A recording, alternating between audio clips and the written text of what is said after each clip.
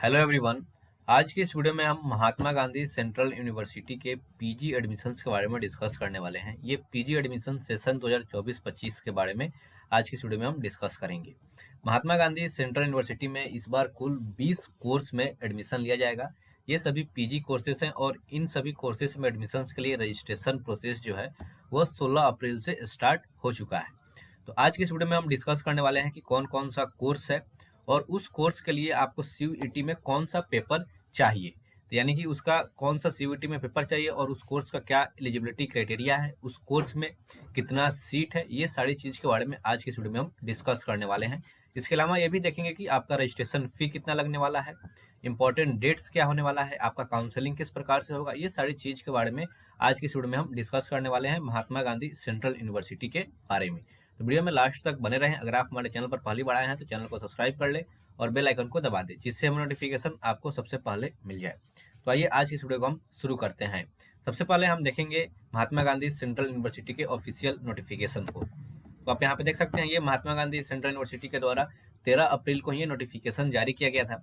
इसमें आपको clearly mention किया गया है कि सीयूईटी पीजी के थ्रू जो आपका पोस्ट ग्रेजुएशन कोर्स में एडमिशन होने वाला है, उसका रजिस्ट्रेशन प्रोसेस जो है वो 15 या 16 अप्रैल से शुरू कर दिया गया है। यानी कि अभी इसका जो एप्लीकेशन है वो लाइव है। आप इसका एप्लीकेशन अभी आप फिल कर सकते हैं। इसका हम ऑफिशियल वेबसाइट भी देखेंगे कहाँ से आप इसका रजिस्ट्रेशन फिल कर सकते हैं। सबसे पहले हम देख लेते हैं कौन कौन सा कोर्सेस अवेलेबल है यहाँ पे। तो आप यहाँ पे देख सकते हैं कि यहाँ पे इस कॉलम में आपका कोर्स लिस्ट दिया गया है। यहाँ पे आपका ड्यूरेशन, यहाँ पे इसमें इनटेक यानी कि कितना आपका सीट है, और आपका कोई भी अगर इंक्वायरी चाहिए तो आप उस कोर्स के यहाँ पे ईमेल आईडी दिया गया है, आप यहाँ पे उससे कांटेक्ट कर सकते हैं। तो यहाँ पे सबसे पहला कोर्स है एमएससी फिजिक्स। इसमें आपका 33 सीट है। सभी कोर्सेज में आपका 33 सीट है। कुछ कोर्स में ज़्यादा सीट है तो मैं उसको आपको बता दूंगा किसमें ज़्यादा सीट है।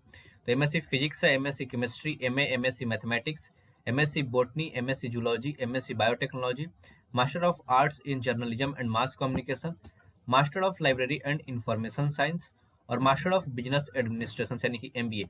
आप देख सकते हैं यहाँ पे एमबीए में कुल 50 सीट है। बाकी सभी कोर्सेज में आपका 33 सीट्स दिया गया है। इसी प्रकार से आपका यहाँ पे एमकॉम है, MA Hindi, MA English, MA Sanskrit, MA political science, MA public administration, MA sociology, MA economics, MA Gandhian and peace studies, MA social works और एमए एजुकेशन। तो ये कुल 20 कोर्सेस है जिसमें इस बार एडमिशन लिया जाएगा महात्मा गांधी केंद्रीय विश्वविद्यालय में। और इसका यहाँ पे सीट भी आप देख सकते हैं, सभी में 33 सीट है और मात्र आपका एमबीए ऐसा कोर्स है जिसमें 50 सीट्स दिया गया है। इसके अलावा अब हम डिस्कस कर लेते हैं कि आपका फी कितना लगने वाला है। तो जो भी बच्चे यहाँ पे अगर जनरल, ओबीसी और ईडब्ल्यूएस कैटेगरी से बिलोंग करते हैं तो उनको 500 फी लगेगा, रजिस्ट्रेशन फी। और अगर कोई स्टूडेंट्स एससी, एसटी या फिर पीडब्ल्यूडी कैटेगरी से बिलोंग करता है तो उनको 200 रुपीज देना होगा। इसके अलावा जो भी आपका काउंसलिंग होगा वो काउंसलिंग डिपार्टमेंट लेवल पे होगा और वो फिजिकल मोड में होगा, यानी कि बच्चों को कॉलेज में जाना होगा, अपीयर होना होगा काउंसलिंग के लिए।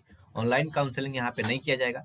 आपका जो भी काउंसलिंग है वो फिजिकल मोड में होगा, यानी कि इसके लिए काउंसलिंग के लिए आपका नोटिफिकेशन वेबसाइट पर डाला जाएगा और काउंसलिंग में फिजिकली मोड में जाके बच्चे को वहाँ पे पार्टिसिपेट करना होगा। उसके बाद वहीं पे आपका मेरिट लिस्ट प्रिपेयर किया जाएगा। इसी के बेसिस पे आपका एडमिशन होगा। तो यानी कि आपको फिजिकल मोड में वहाँ अपीयर होना काउंसलिंग में कंपलसरी यहाँ पे रखा गया है। इसके अलावा अब हम डिस्कस कर लेते हैं कि आपका किस कोर्स में आपका कौन सा सीयूईटी का पेपर देना कंपलसरी था। जैसे कि मान लीजिए कोई बच्चा अगर एमए एजुकेशन में एडमिशन लेना चाहता है तो उस बच्चे को सीयूईटी में COQP16 का पेपर देना होगा। अगर वो सीयूईटी में इस पेपर कोड का एग्जाम दिया हुआ है तो वो बच्चे यहाँ पे एमए एजुकेशन में एडमिशन ले सकते हैं।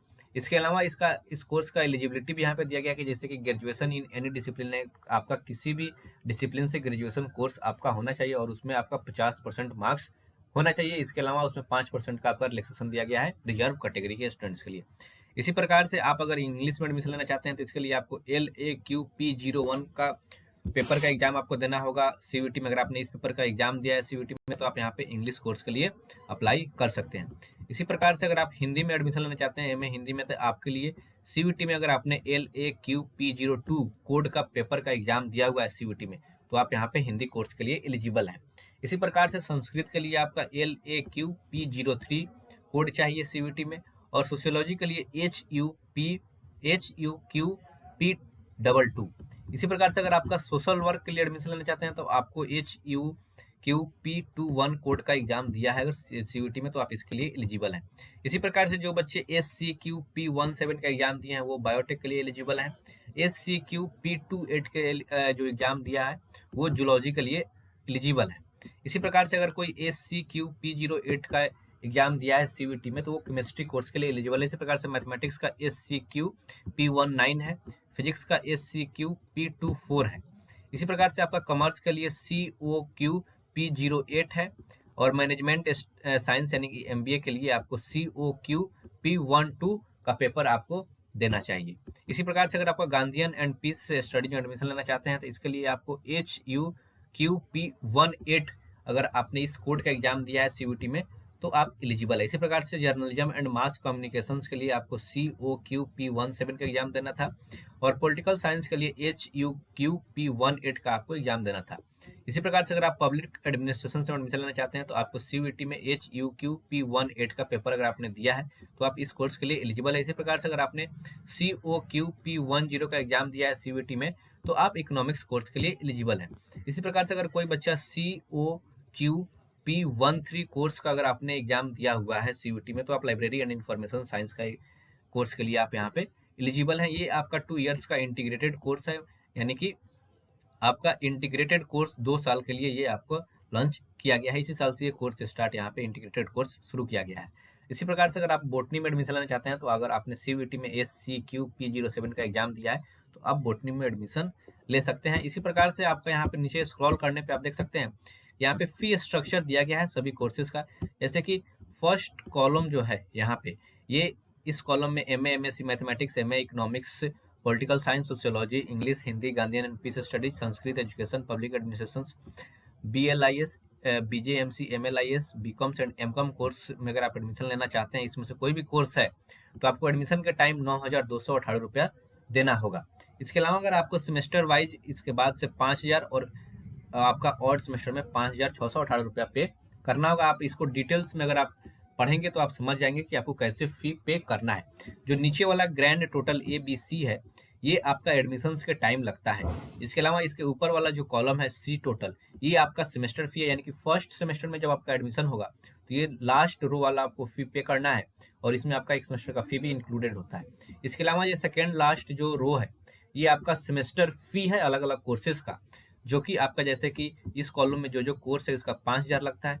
MSc लाइफ साइंसेस है इसका 6500 रुपया लगता है। अगर MTech कोर्स ये तो MTech कोर्स यहाँ पे बंद हो गया, अब इंटीग्रेटेड MTech कोर्स शुरू किया गया है। इसके अलावा अगर आप MSc फिजिक्स केमिस्ट्री में एडमिशन लेते हैं तो आपको सेमेस्टर फी 6500 रुपया देना होगा। इसके अलावा आप जो ऑड सेमेस्टर आएगा, यानी कि फर्स्ट सेमेस्टर तो आपका ऑड सेमेस्टर है तो इसमें आप ये फी पे कर दिए। इवेंट सेमेस्टर में आपको सेकेंड रो का फी पे करना है। वैसे ही थर्ड सेमेस्टर जब आएगा वो फिर से ऑड सेमेस्टर आ गया तो ऑड सेमेस्टर में आपको ये 618 रुपया एक्स्ट्रा पे करना होता है। यानी कि जैसे कि थर्ड सेमेस्टर में इस कॉलम का जो कोर्स है इसके लिए आपको 5,618 रुपया पे करना होगा। ये आपका एनुअली चार्ज लगता है 618 रुपया। तो ये था आपका फी स्ट्रक्चर्स के बारे में। इसका जो ये ऑफिशियल नोटिफिकेशन है आप इसके यहाँ पे ऑफिशियल वेबसाइट पे जैसे ही आएंगे तो आप यहाँ से डाउनलोड कर सकते हैं इस ऑफिशियल नोटिफिकेशंस को। आप यहाँ पे एडमिशन सेक्शन में आएंगे, जैसे यहाँ पे एडमिशन सेक्शन बनाया गया यहाँ पे आप व्यू ऑल पे क्लिक करेंगे तो आपको यहाँ पे जो भी नोटिफिकेशंस आता है एडमिशन के रिगार्डिंग यहीं पे आता है, आप यहाँ से डाउनलोड कर सकते हैं। जैसे कि यहाँ पे एडमिशन नोटिफिकेशंस था। इसी प्रकार से अगर आपको अप्लाई करना है तो अप्लाई करने के लिए आपको यहाँ पे लिंक प्रोवाइड किया गया है। आप इस लिंक पे जैसे ही क्लिक करेंगे तो आप इस वेबसाइट पे आ जाएंगे। इसी वेबसाइट पे आपको आके यहाँ पे न्यू रजिस्ट्रेशन करना है और न्यू रजिस्ट्रेशन करने के बाद आपको लॉगिन कर लेना है। अब यहाँ पे हम इंपॉर्टेंट डेट्स के बारे में बोले थे डिस्कस करने के लिए, तो आप यहाँ पे देख सकते हैं प्रोग्राम शेड्यूल सेक्शन पे आएंगे तो आप यहाँ पे देख सकते हैं कि स्टार्ट डेट और एंड डेट आपका दिया गया है। यानी कि जो भी कोर्स में आप एडमिशन करना चाहते हैं ये सभी का रजिस्ट्रेशन आपका 16 अप्रैल से स्टार्ट हो चुका है। इसी प्रकार से सभी का कोर्स का आपका एंड डेट जो है वो 25 अप्रैल दिया गया है और अभी सभी जो फॉर्म है वो लाइव है, यानी कि अभी आप इसमें अप्लाई कर सकते हैं। हो सकता है कि आपका ये एंड डेट जो है ये थोड़ा इंक्रीज किया जाए, लेकिन अभी इसके बारे में कुछ नहीं कर सकते हैं। अभी आपका 25 अप्रैल है तो आप कोशिश कीजिए कि 25 अप्रैल से पहले ही आप इस यूनिवर्सिटी में अगर आप एडमिशन लेना चाहते हैं तो आप इसका फॉर्म फिल कर दें। जो भी नोटिफिकेशन आएगा आपके इस ऑफिशियल वेबसाइट पे आएगा तो आप इस ऑफिशियल वेबसाइट पे ऑफिशियली विजिट करते रहिएगा। इसके अलावा अगर आपको कोई भी डाउट होता है एडमिशन के रिगार्डिंग इस यूनिवर्सिटी में तो आप मुझे इस वीडियो के नीचे कमेंट कर सकते हैं, क्योंकि मैं इसी यूनिवर्सिटी से अपना बीटेक कोर्स किया हूँ तो इस यूनिवर्सिटी के बारे में मुझे सभी जानकारी है तो आप अपना डाउट हमारे कमेंट बॉक्स में जरूर पूछें। मिलते हैं नेक्स्ट वीडियो में, टिल देन बाय बाय।